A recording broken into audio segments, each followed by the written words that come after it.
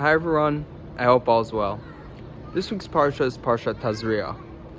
Now, in this week's Parsha, we hear a lot about Sarad, right? Sarad is this physical illness, disease, has appearance of leprosy. I spoke last year about how one gets Sarad.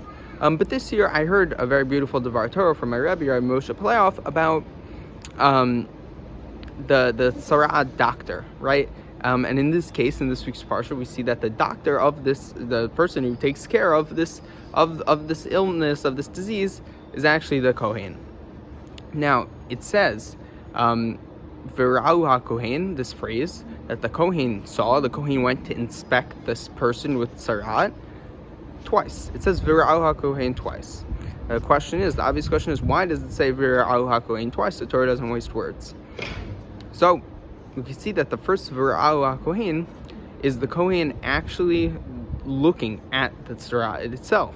It's inspecting it, right? Because we see in the Torah, in the Gemara, that different kinds of tzara have different implications, right? And have to be treated different ways. And that's the first V'ra'u HaKohen.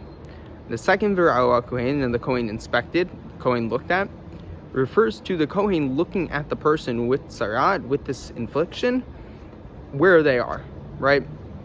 Because in Judaism, right, especially with Sarat, there are two times where the Kohen is actually not supposed to inform the person that he has Sarat, and he pushes treatment until later. And that's one, if the person is a Chatan, if he's a groom, or the second one, if Yom Tov is coming up, the Kohen isn't supposed to actually tell him that he has Sarat. He isn't supposed to start the treatment yet.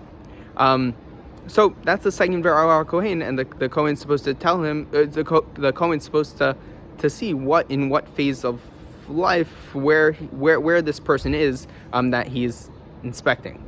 Now, a very beautiful message that we could learn out from this is, unfortunately, right, in all of our lives we have to deliver negative, bad news, and we see from the Kohen in this week's parsha that from the first V'ra'u HaKohen, we can identify the negative thing and make sure it's real. And the second V'ra'u HaKohen, we have to see, right, the most appropriate times to deliver this news over.